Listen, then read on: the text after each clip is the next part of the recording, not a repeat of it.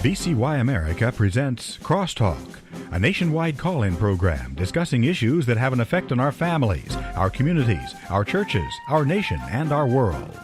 Crosstalk, an opportunity for you to voice your concerns for biblical principles. And now live by satellite and around the world on the internet at vcyamerica.org. Here is today's Crosstalk. And friends, thank you for joining us today on Crosstalk. It's a News Roundup Friday here today, and we've got a number of stories that have been gathered through the course of the week, and we're so grateful you have tuned in to catch the broadcast today, and certainly to keep yourself informed and that you have the opportunity to inform others. We want to be understanding of the times in which we live. Friends, I trust these stories motivate us to be salt and to be light. And also just to point out that there is a tendency on the part of many, as you hear various stories and different issues that are going on, friends, it can cause fear. And we just want to remind you that God has not given us a spirit of fear, but of power and of love and of a sound mind. And we sometimes can be fearful and fretful. I mean, Paul told Timothy in the last days, perilous times will come, and we see these things coming before us. But that same Paul said, that God hasn't given us a spirit of fear. Well, we've got a new ministry through VCY America that is one of, it would provide you a daily text of encouragement. It's a promise from God's Word. And it's a text that will remind us not to fear, but to trust in the Lord. It goes out every morning right about 7 o'clock Central Time, and it is a text verse of encouragement. If you would like to sign up for this free service of VCY America, and I do want to tell you that message and data rates apply, per your cell carrier, and you can always reply stop to unsubscribe, but all you need to do is to text the words, "Fear Not." Fear not, all in caps, fear not, all one word, no spaces in between, fear not, to this number, 414-930-7676. Again, you can text the words fear not, one word, to 414-930-7676. And that will sign you up for that free Bible verse that comes your way every morning right about 7 o'clock Central Time.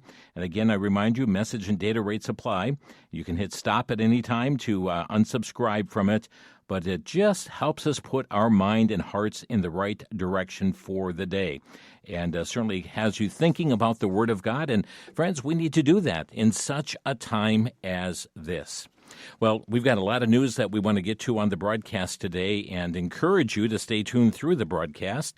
We are going to begin with some recent developments taking place here as it relates to an announcement made by President Trump today. This is from Newsmax.com, and President Trump today announced that Iran has opened a key global shipping route, saying in a Truth Social post that the strait is fully open and ready for full passage. He added in a separate post, quote, "But the naval blockade will remain in full force and effect as it pertains to Iran only until such time as our transaction with Iran is 100% complete. This process should go very quickly and that most of the points are already negotiated. Thank you for your attention to this matter, President Donald J. Trump." Well, Iran's foreign minister confirmed shortly afterward that passage for all commercial vessels through the Strait of Hormuz is open during a ceasefire tied to the conflict in Lebanon. And President Trump said today that Iran has agreed to transfer what he described as nuclear dust material that he claims resulted from the U.S. airstrikes on the Iranian nuclear facilities. Here's a brief clip from President Trump. On gas prices, how much longer will Americans continue to see these high gas prices? Well, they're not very high. If you look at what they were supposed to be in order to get rid of a nuclear weapon with the danger that entails. So the gas prices have come down very much over the last 3-4 days. I know, that's what ABC says. But the fact is that if you look at the stock market's up, everything's doing really well. And the big thing we have to do is we have to make sure that Iran does not have a nuclear weapon, because if they do, you want to talk about problems, you'd have problems. So very important is that Iran does not have a nuclear weapon, and they've agreed to that. Iran's agreed to that, and they've agreed to it very powerfully. They've agreed to give us back the nuclear dust that's way underground because of the attack we made with the B-2 bomber. So we have a lot of agreement with Iran, and I think something's going to happen very positive. Yeah, and earlier this week, President Trump expressed some optimism that the conflict in Iran is nearing its conclusion. This past Tuesday, he said that the U.S. has totally beaten the Iranian regime and the war will soon come to an end. I think it's close to over. I view it as being close to over. That statement from President Donald Trump. From CBN, a major diplomatic push is underway to ease tensions in the Middle East as President Trump announced a ceasefire between Israel and Lebanon while simultaneously trying to hold a fragile truce with Iran. Well, the president's move is aimed at halting cross-border fighting and creating space for peace talks. The president exchanged phone calls with the Lebanese president and also the Israeli prime minister. They'll be meeting probably coming to the White House over the next 4 or 5 days, the president said yesterday, and that will be the first time that they have met in 44 years. A top Israeli official told the Jerusalem Post that the U.S. intends to be heavily involved in the talks and lead Hezbollah's disarmament. From DefenseNews.com, the Italian Prime Minister Meloni has announced the suspension of Italy's defense treaty with Israel on the same day that she was harshly criticized by President Trump for not assisting the United States in its military campaign against Iran. The two announcements marked a change for Italy, which has been a loyal ally to Israel for years and has been viewed by the president as a trusted partner in Europe. Well, Meloni said that she was not renewing the defense treaty with Israel, first approved in 2006, that covers the exchange of military equipment and pooling of technology research. In view of the current situation, the government said has decided to suspend the automatic renewal of the defense agreement with Israel, Meloni said on Tuesday. The Washington Examiner reports that President Trump continued his criticism of NATO with a social media post late Tuesday night. It was a very short post with no context or details, simply stating, and I quote, "NATO wasn't there for us, and they won't be there for us in the future," exclamation point there. The president had long expressed his frustration with NATO, regularly criticizing the alliance for not doing its fair share in defense spending. Recently, his ire has turned to NATO countries' refusal to help the United States with Iran, denying the use of military bases and also the airspace as well. Okay, this from the Washington Times, and that is a group of House Democrats Wednesday have filed articles of impeachment against Defense Secretary Pete Hegseth over the war in Iran, obstruction of congressional oversight, and other claims of wrongdoing, it states. Representative Yasemin Ansari, an Arizona Democrat whose parents are Iranian immigrants, introduced the articles along with a dozen Democratic co-sponsors from the left wing of the party. The articles have little chance of passing the GOP-led House, but do provide an early hint of actions that Democrats may take to halt President Trump's agenda if the Democratic Party wins back control of the House this coming November. The Washington Stand tells us that an anti-Semitic attack has killed 20 Jews, and that should be attacks plural, in 4 separate incidents in 2025, marking the deadliest year of anti-Semitism since 1994. That's according to an annual anti-Semitism report. Attack on Jews have been elevated ever since October 7th of 2023, and despite modest declines, the recent string of disturbing incidents suggests that they are not going away. American cities came for their own share of criticism. New York City recorded 324 anti-Jewish crimes. Chicago had 47, Washington, D.C. 15, Denver 13, Seattle 12, Portland, Oregon had 12, San Francisco 10, Austin had 9. Los Angeles would likely have made the list if it had actually reported their data. AllIsraelNews.com reporting that the Jewish population is estimated to be about 15.8 million, still below pre-Holocaust levels when between 16.5 and 16.7 million Jews lived worldwide. The report shows some 85% of the world's Jewish people now live in Israel and the United States. Approximately 7.2 million Jews reside in Israel, accounting for about 45% of the total. In the United States, about 6.3 million Jews live, representing roughly 40% of the global Jewish population. The remaining 15% of the Jewish population primarily live in Europe, Canada, Russia, Australia, Argentina, Brazil, and South Africa. France is a home to the world's third largest Jewish population of 436,000. CBS report found that about 111,000 Holocaust survivors currently live in Israel, with women making up 63% and men at 37%. From Stripes.com, the U.S. Air Force will purchase up to $270 million worth of lightweight, solar-powered drones that can be launched by a two-person crew and fly extended loitering scout missions, according to the manufacturer. The solar panels embedded in the 16-foot wings replenish a long-endurance battery and an AI directional program. The artificial intelligence is to mimic the soaring flight paths and patterns of birds. The AI can enable the drone to follow airflow currents, allowing it to turn off the propulsion system up to 80% of the time, extending their flight time. From the truthpress.com, House Democrats unveiled a new bill. President Trump, and that would be laying the groundwork for removing President Trump through the 25th Amendment, opening another front in their escalating effort to challenge his fitness for office. The legislation would create a special commission to examine whether President Trump is mentally or physically unable to carry out his duties. Though the measures face long odds at Congress, the bill was introduced this week, Tuesday, by Representative Jamie Raskin. Okay, some more stories coming up here as well. This very interesting. This is Democratic Representative Bonnie Watson Coleman, who called for President Trump to be eliminated from office on Wednesday. She was in a House Budget Committee hearing, and this is the comment that she had to say. Because if we wanted to eliminate abuse and fraud, we'd eliminate the President of the United States from the office right now and the rest of the sycophants in his administration that are allowing him to do so many illegal things. Interesting choice of words, to eliminate the President of the United States.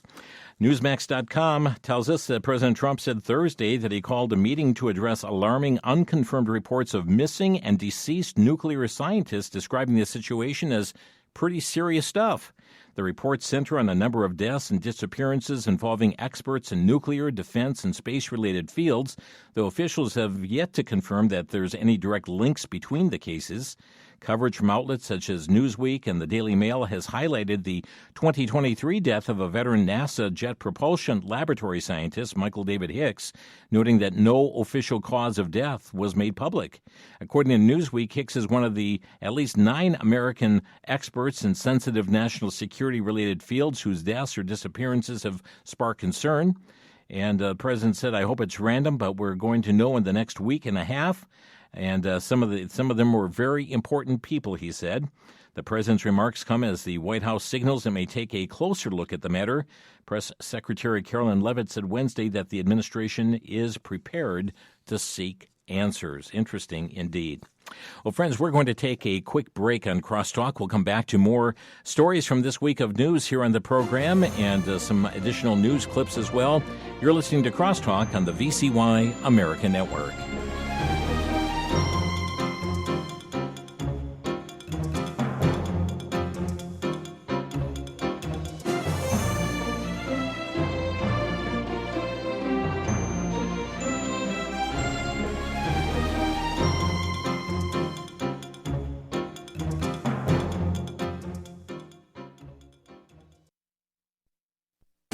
Back to Genesis with Dr. John Morris, geologist and president of the Institute for Creation Research. Dr. Morris, what formed Utah's Great Salt Lake? Chris, the Great Salt Lake is much more salty than seawater because it has water coming in but no rivers leaving the lake. Whatever dissolved solids come in stay there, and as the water evaporates, the lake increases in solidity. It turns out that Salt Lake is really just a leftover remnant of a much larger lake called Lake Bonneville. When the Great Flood of Noah's Day drained off the continents, in places water ponded and became inland lakes. Most of these lakes have since drained either through evaporation or through catastrophic failure of the natural dams which were holding them in. Lake Bonneville evidently drained northward through the Snake River Canyon within the last few thousand years. Chris, all the evidence fits that back to Genesis truth of Earth history. To find out more about creation science, visit us on the web at www.icr.org. That's www.icr.org.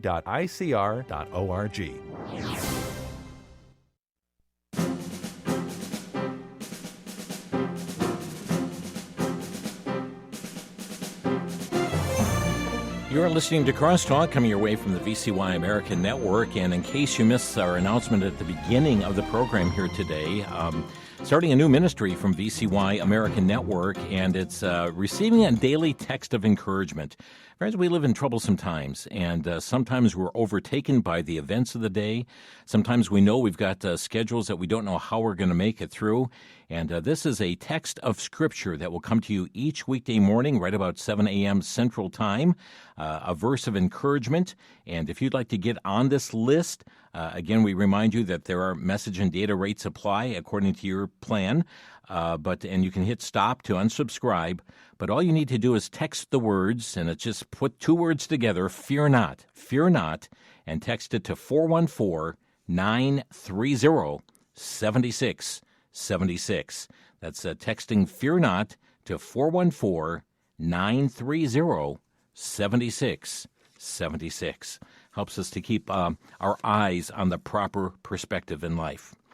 Well, friends, let's see. Let's go to the Gateway Pundit as we continue our news roundup today. The Los Angeles District Attorney has launched an investigation into Eric Swalwell over allegations of sexual assault. The LA DA Nathan Hochman confirmed the investigation to the Hill after a fifth Swalwell accuser came forward with shocking allegations during a press conference in Beverly Hills on Tuesday morning. And a matter of fact, as so much of the media reported, that Swalwell has withdrawn his campaign, first of all for California governor, and it didn't take long after that for him to resign from Congress as well. He faced mounting calls for his resignation and the possibility of expulsion. The House Ethics Committee launched a probe into his behavior Monday afternoon. He said this, quote, "I am deeply sorry to my family, staff, and constituents for mistakes and judgment I've made in the past. I will fight the serious false allegation made against me. However, I must take responsibility and ownership for the mistakes I did make." So we don't know which is the false allegation and what is he admitting to as far as the, quote, mistake that he made. But that statement coming out from him. Also, Center Square reporting that the special election to fill his seat will be held on August 18th. That was an announcement from California Governor Gavin Newsom on Tuesday afternoon. And also in the fallout of that, Representative Tony Gonzalez, a Republican from Texas, announced his resignation from the House. That also taking place on Tuesday of this week. Okay, the Chinese Communist Party has been believed and known to be a huge threat. And what is shocking is some testimony that came out from the chief, the director of the Immigrations and Customs Enforcement, Todd Lyons, as he revealed to Congress that the agency recently found and addressed the largest gift card scam ever. He confirmed during a congressional hearing that the money was being stolen by military-age males who entered the United States under the Joe Biden administration, and they were sending the money back directly to fund China's military. Here's what he had to say before Congress. What we've found is that it's key for HSI to have the ability to work international. And that is with our partnership, again, as I spoke earlier about in the Indo-Pacific region, that is key right now. The CCP is a huge threat, as well as their transnational criminal organizations that have come over here to just wreak havoc. I'll give you an example. HSI actually broke the largest gift card fraud case ever, and it was from transnational gangs within the CCP that were sending that money back to military units in China. And that all came from gift card fraud here in the United States. So we're literally funding our own adversaries through that fraud. Yes. Yeah. And it was unfortunately military-age Chinese males that entered under the last administration through the porous border that were able to go. And it's something as simple as gift card fraud. We're just supplying small amounts, whether it be $20, $15, back to the People's Republic of China. And that was huge. And that's all coming from people who can afford it the least, right? I've talked to some of these people who've been victims of fraud, and it is incredible what these transnational organizations are doing to take advantage of our most vulnerable, many of them senior citizens in places like Iowa, who are taken advantage of. Okay, that was we heard from ICE Director Todd Lyons, and that was before the Well, it was a congressional hearing that took place this very week.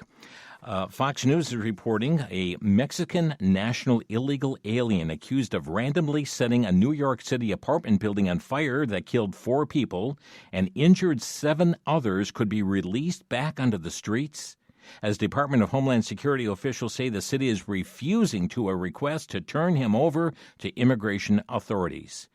The individual charged with 8 counts of second-degree murder and first-degree arson after allegedly lighting a 3-story Flushing building on fire March 16th, which he had selected at random. Queens District Attorney Melinda Katz said that on the day of the blaze, that he had entered and exited the Avery building multiple times and then entered the building a 4th time and final time lighting a piece of paper on fire and tossing it onto trash near a stairwell. As smoke engulfed the street, he stayed in the immediate area to watch people burn and jump from the windows while sipping his beer in what she described as an act of mass murder. On Tuesday, U.S. Customs and Immigration Enforcement requested the New York Department of Corrections not release him from jail. However, because of New York sanctuary policies, they told ICE that it will refuse to cooperate. Think about that, friends. Think about that. Killed 4, injured 7, massive arson attack. Sorry, we can't work with you, ICE. You're the bad guy out there. The Gateway Pundit reporting President Trump fired 6 more immigration judges for blocking deportations. According to the New York Times, the president fired 2 of the immigration judges on last Saturday, for blocking the deportations of 2 pro-Palestinian activists. In December, the president fired 8 immigration judges in New York City. A fired immigration judge described the firings as a Monday afternoon massacre. More than 100 immigration judges have been fired or resigned since President Trump took office. From JustTheNews.com, Senate Majority Leader John Thune on Monday announced that Republicans would seek to pass a reconciliation bill to fund ICE and U.S. Customs and Border Protection for 3 years. I guess that remains to be seen. The Texas Minute reporting that Austin and Dallas face loss of state funds over immigration policies. In a letter sent to the mayors of Austin and Dallas just yesterday, Governor Abbott is warning those cities that they could lose millions of dollars in state grant funding over new policies limiting police cooperation with federal immigration authorities. The Austin Police Department's general orders were recently updated to prohibit officers from arresting or detaining individuals solely on the basis of ICE administrative warrants. And in Dallas, a new policy forbids officers from detaining illegal aliens for federal authorities. And so the governor warning, you're going to be losing a whole lot of funding. Western Journal is reporting that Florida authorities announced that they recently conducted an enforcement crackdown for commercial trucks, resulting in 176 drivers being removed from service and a few dozen immigration arrests. Over the course of 4 days, Florida Highway Patrol and other agencies examined over 3,300 vehicles, according to a report from WKMG. Florida Department of Law Enforcement Commissioner Mark Glass, meanwhile, said that authorities came across serious identification issues. Some of the driver's license that they said we couldn't even find even a name on the CDL, literally no name. The enforcement agency also said that there was action resulting in dozens of arrests, including 35 drivers on criminal charges and 42 on immigration violations. The Epoch Times reporting, and this ought to perk up everyone's ears, Treasury Secretary Scott Bessent on Monday confirmed that an executive order mandating banks to collect citizenship information on customers is underway. It's in process, and I don't think it's unreasonable because why don't we have information on who's in our banking system, he told Semaphore on April 13th. I have a place in the UK. They want to know who lives in every apartment, and how do we know that it's not a pair of foreign terrorist organizations, he added. In a post issued on X in October 2025, Senator Cotton included a letter he sent to Bessent urging the Secretary to carry out a comprehensive review of current rules that allow illegal aliens to obtain financial services and access to U.S. banking. According to the American banking system, it's a privilege that they should be reserved for those who respect our laws and our sovereignty, Mr. Cotton wrote in the letter. Okay, let's hit another topic here. This coming to us from, it looks like it's from the Associated Press in New York. The Trump administration said Monday, and this will perk up your ears as well, on Monday said it will resume flying the rainbow pride flag on a federal flagpole at the Stonewall National Monument in New York City, reversing course after removing the banner in February. The government revealed the decision in court papers as it agreed to settle a lawsuit filed by LGBTQ and historic preservation groups who had sought to block the removal. A judge still has to approve the deal, but under the agreement, within a week, the Park Service will hang 3 flags on the flagpole it maintains at the monument.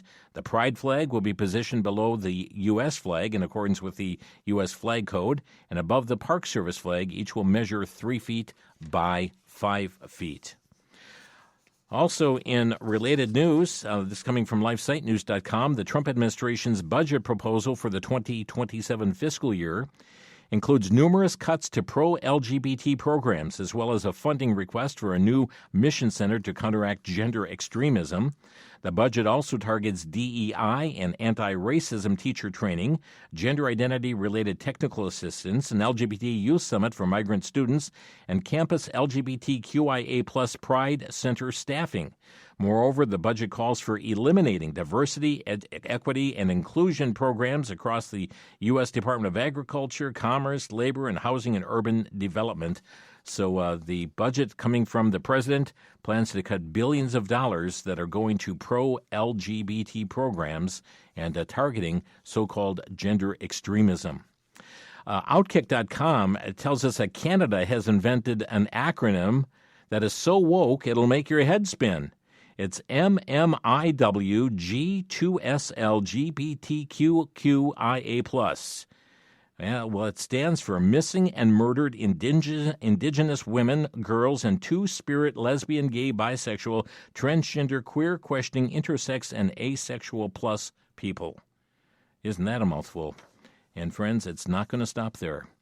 WND.com, perhaps it's the best well-known high school track athlete in the nation, is a male A.B. Hernandez, just took top honors at a highly competitive track meet in the girls' event. Hernandez is a biological boy competing as a trans girl, has made headlines throughout his high school career, this time for winning top honors in the long jump and triple jump and coming in third in the high jump.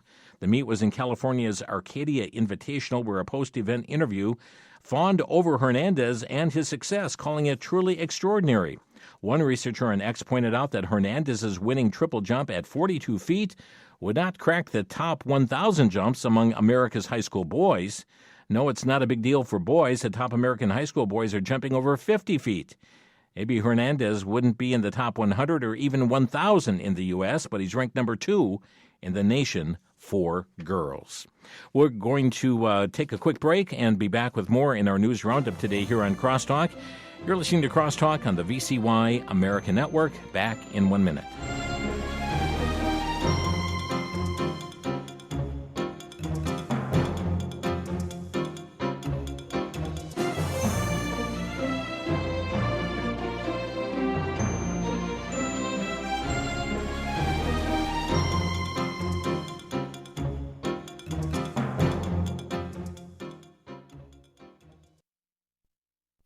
Did you know in 2006 Keith Ellison became the first Muslim elected to the U.S. Congress?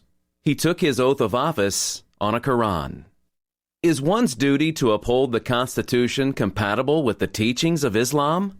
Most Americans know little about the Quran, who wrote it, and how Islam spread. Following Muhammad's death, the followers of Islam went on a mission to conquer many nations. Islam has affected the Western world from history past to the current headlines. Historian Bill Federer has documented his research in the captivating book, What Every American Needs to Know About the Quran.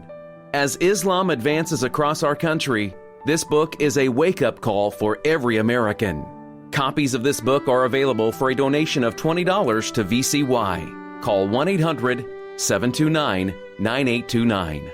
1-800-729-9829.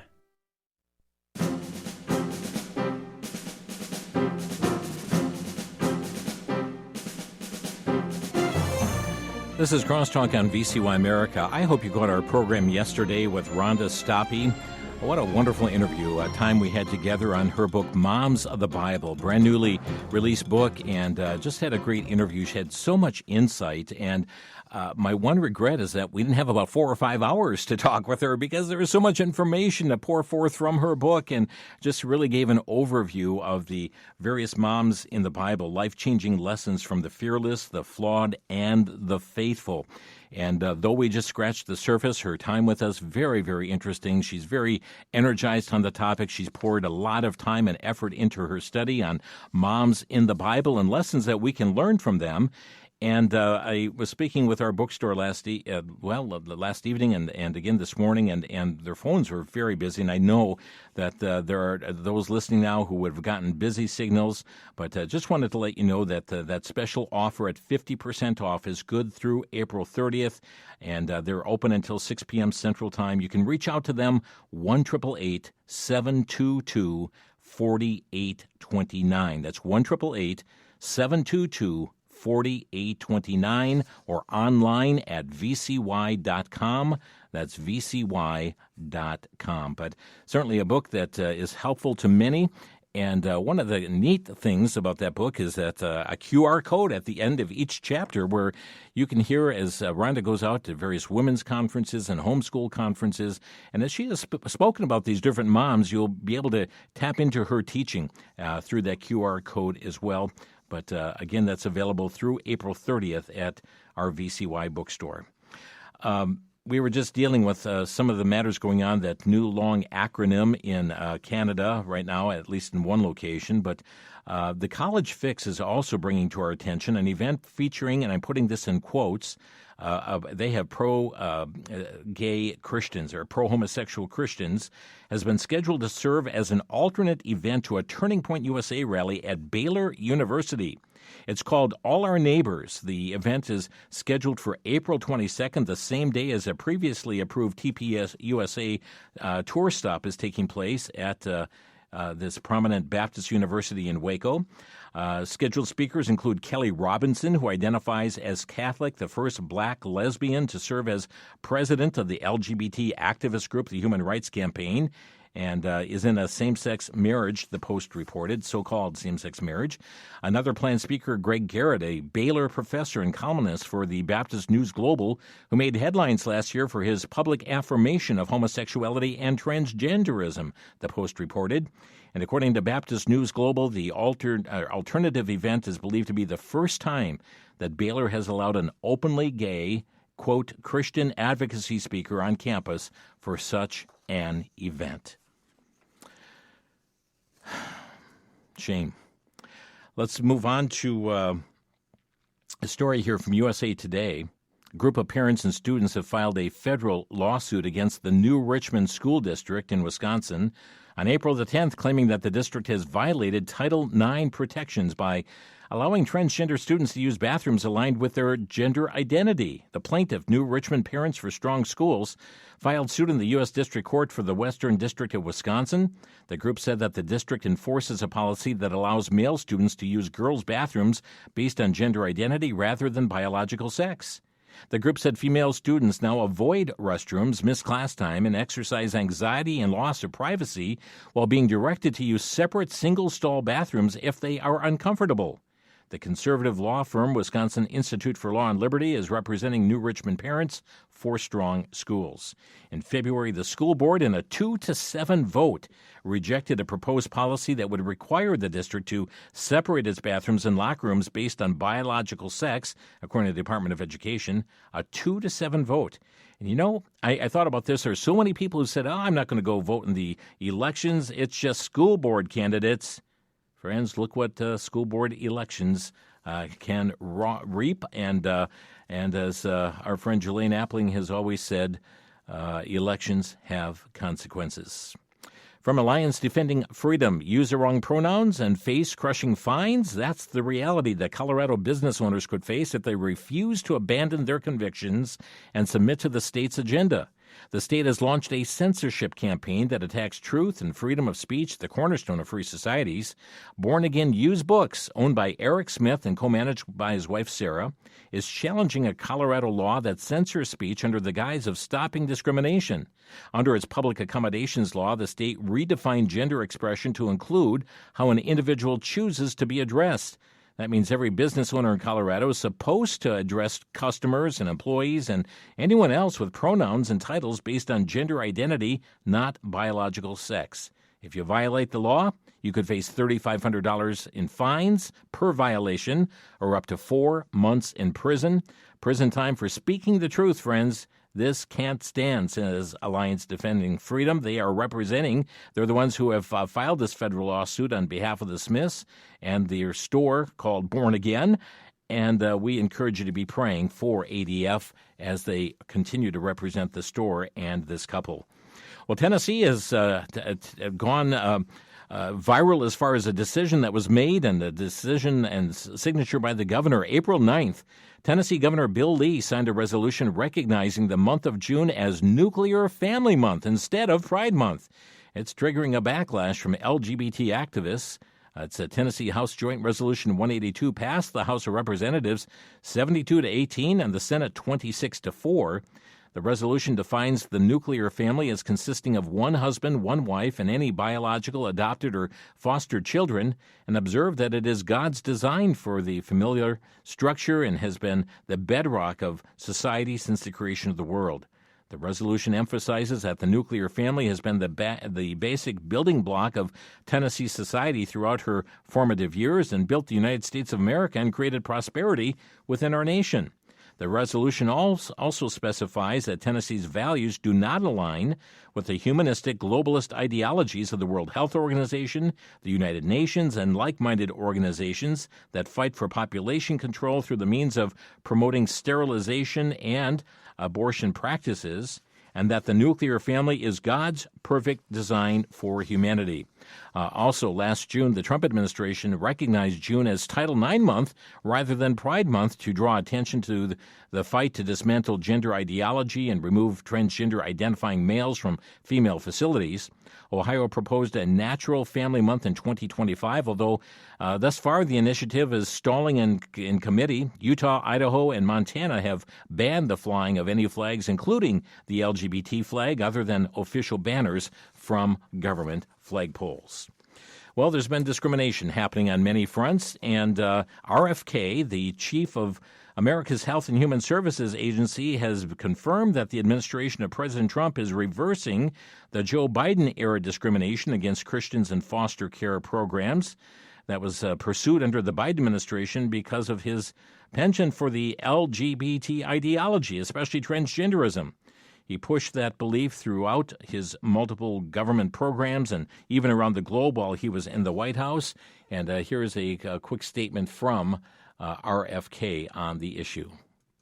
President Trump and the First Lady, who has been extraordinary for us to work with, have said their vision is one family for one child. Right now, we have a 2-to-1 ratio. And part of the reason for that is that the Biden administration was excluding an entire class of people because of their religious beliefs. We are, and told the states to actually pass laws, instructed them to pass laws, refusing families who had certain religious beliefs, mainly Christian religious beliefs, to not be allowed to have children. And that dramatically constricted the pool of available parents. We are changing that. He said, we are changing that. From the BBC, a shadow industry of law firms and advisors is charging thousands of pounds to help migrants pretend to be gay in order to stay in the UK. That's a study was learned by the BBC. In the first part of a major undercover investigation, they revealed how migrants whose visas are due to run out are being given fake cover stories and instructed how to obtain fabricated evidence, including supporting letters, photographs, and medical reports. Then they apply for asylum, claiming to be gay and in fear for their lives if they return to Pakistan or Bangladesh. In response to their findings, the Home Office said, quote, anyone found trying to exploit the system will face the full force of the law, including removal from the UK. But the BBC News investigation reveals the process is being systematically exploited by legal advisors extracting fees from migrants who want to stay in the country.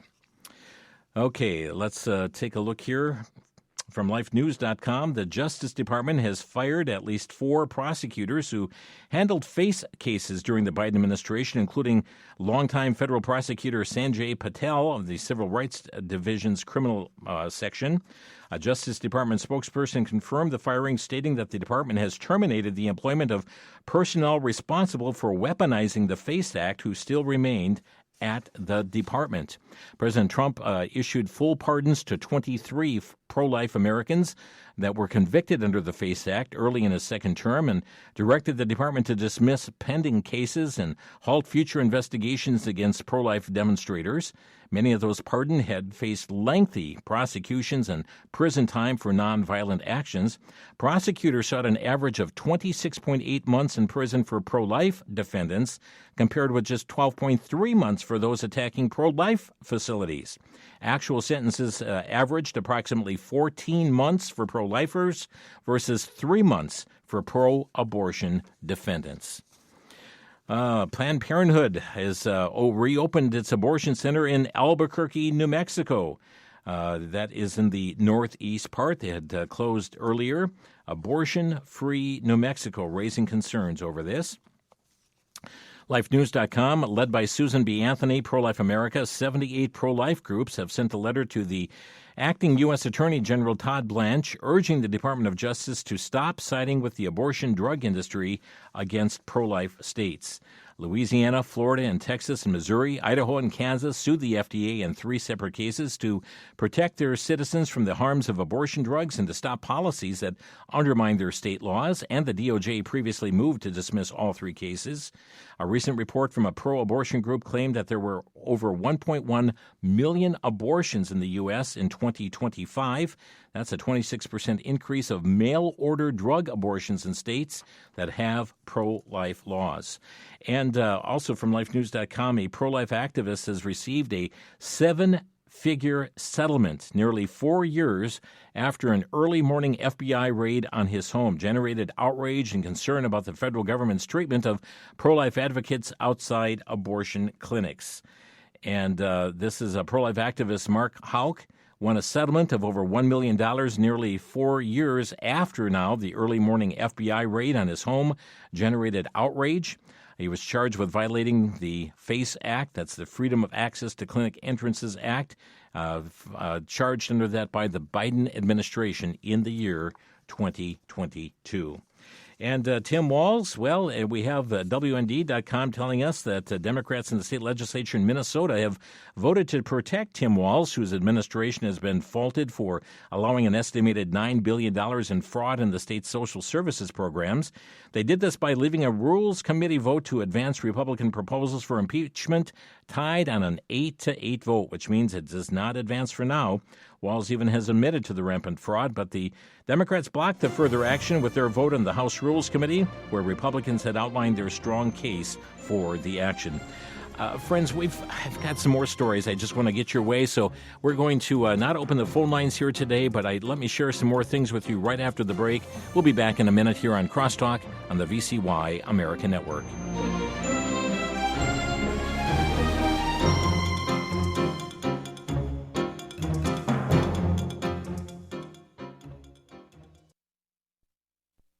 For the Worldview Report, I'm Brandon House. Our website's worldviewtube.com. Well, many online are upset, and rightfully so, about an image that President Trump put out that, as the media's calling it, looked like a Christ-like figure, putting his hand on the forehead of a man, apparently to heal him. Was it meant to be an image of someone healing the nation, President Trump healing the nation, anointing with oil? I don't know. It wasn't well advised, but he's now pulled it. But the bigger point to me is many of the Catholics online and even Christians in the Protestant world that are having a fit. Yet where are they in calling out Pope Leo, which I guess is how this all started with an argument between the two men?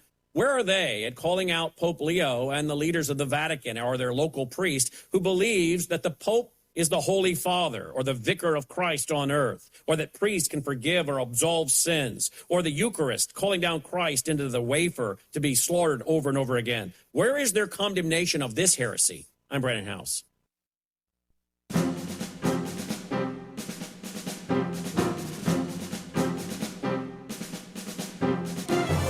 You're listening to Crosstalk on VCY America, and friends, I do encourage you to keep tuned to the program day after day and covering a number of different issues here on the program.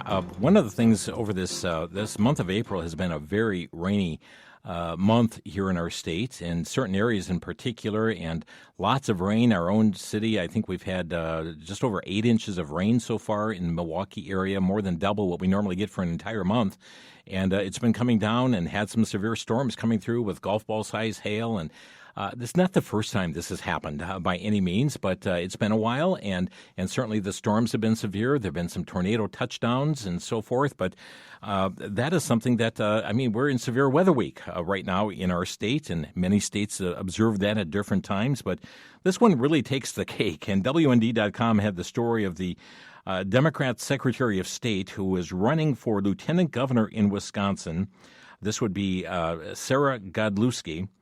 And she is being just mocked right now after posting a video of herself having just this breathless meltdown over golf ball-size hail falling in her yard. Listen to what she had to say. Republicans say we don't have climate change, but this is golf ball-sized hail in my front yard. This is not normal, and we can't keep ignoring our environment. Friends, we have climate change every day. And many of you watch your weather forecasts to say, okay, well, how is the climate going to change? I mean, it's happening, but it's very interesting, and it's day after day. There is going to bring springtime and harvest day and night. It's not going to cease while the earth remaineth, and God has certainly given us that promise from His Word. There's another clip I'd like you to hear, and this is a clip from Justice Clarence Thomas. It's rare that we hear from him. He is known as an icon of constitutional expertise, reports WND.com. He interprets the Constitution in questions before the court and what the law meant when it was written, not what someone feels like it should mean now. His Constitution does not conform to social or political ideologies. And to that end, he recently addressed the area of progressivism. Listen to what he had to say. Progressivism seeks to replace the basic premises of the Declaration of Independence, and hence our form of government. It holds that our rights and our dignities come not from God, but from government. It requires of the people a subservience and weakness incompatible with a constitution premised on the transcendent origin of our rights. Supreme Court Justice Clarence Thomas dealing with that issue of progressivism. WorldNet Daily is also reporting the government of one of America's allies is proposing a law that would allow authorities to vet the beliefs of residents before they're allowed to buy homes. Online Europa.com said that Germany's government is proposing a bill that would block people from buying homes if they're suspected of anti-constitutional views, even without any criminal conviction. The draft would give local authorities first refusal on property sales and allow intelligence agencies to share personal data to vet buyers. It's framed as a way to stop extremism. RMX News said it was a new attack on political views disliked by the authorities. If the bill passes, it would allow the state to target dissidents and other political undesirables, even if that person has not broken the law, the report said. As part of the plan, the nation would amend the Federal Office for the Protection of the Constitution Act, allowing the Domestic Intelligence Agency to share personal data with municipalities for the purpose of reviewing prospective buyers. That agency, described as Germany's powerful domestic spy agency, already is surveilling members of the Alternative for German party. The report warned, in other words, those deemed to be extremist within the German political spectrum could have housing denied to them. Also interesting to note that Spain's Socialist Workers' Party has authorized plans to grant amnesty to 500,000 illegal migrants in the country. That's interesting. Also, here, this coming from the Epoch Times, the Federal Communications Commission has said that it could ban 3 major Chinese telecom companies from operating data centers in the United States as part of a crackdown against Beijing. An FCC public notice released on April 9th highlighted Chinese-linked telecom firms as a key national security concern. Covered list includes state-linked Chinese operators, China Mobile, China Telecom, China Unicom. All 3 operators have already faced restrictions or license revocations. The FCC said it was looking into prohibiting interconnection with any facilities, including these points of presence and data centers owned or operated by entities covered on this, that are identified on this covered list. Evidently, the FCC is going to be voting on this proposal at its April 30th meeting. By the way, the Coast Guard has... yesterday, they announced at base Miami Beach that the Coast Guard cutter Tampa's crew offloaded approximately 3,825 pounds of cocaine, worth more than $28.7 million, enough to kill more than 1.4 million Americans. The seized contraband was a result of 2 interdictions in international waters of the Eastern Pacific Ocean through Operation Pacific Viper. Also, we have a report from the Epoch Times about Chinese boats dropping bottles containing cyanide in the disputed South China Sea. The Philippines said on April 13th, calling it an act of sabotage that threatened the lives of military personnel as well as fishermen. And townhall.com tells us a Chinese citizen has been sentenced to over 4 months in prison after pleading guilty to smuggling biologic materials into the U.S. from China. Formerly a postdoctoral doctoral researcher at Indiana University and a member of the People's Republic of China, has been sentenced to more than 4 months in prison, $500 fine, 1 year of supervised release after pleading guilty to smuggling biologic materials into the United States from China. Friends, troubling news indeed, but here is a great story coming from a Chick-fil-A worker in Jaden Cintron. Jaden, who works at one of the outlets in North Carolina, found $9,333 in 2 bank envelopes left behind in the store by its owner. He cited the chief of police, cited the worker's integrity. A lot of people would keep that money, and the store's manager said that true leadership, true integrity is doing the right thing when no one is watching. And I trust that would be your motivation as well, to have character, to do the right thing when no one is watching, knowing God is watching. Friends, don't forget about that verse of encouragement if you'd like to have come to your text daily. A promise from God's Word. Just text the words, fear not, all one word, fear not, to 414-930-7676. And trust that will be a blessing and encouragement to you. It's Friday. The Lord's Day is coming. Trust you'll be in a Bible-believing, Bible-teaching local church. Thanks for listening. You've been listening to Crosstalk via satellite and the internet from VCY America. Views expressed may or may not be those of this station. For a CD of today's program, send a donation of $6 or more to VCY Tape Ministry, 3434 West Kilbourne Avenue, Milwaukee, Wisconsin, 53208. Or download by RSS or podcast from crosstalkamerica.com. And join us again for Crosstalk.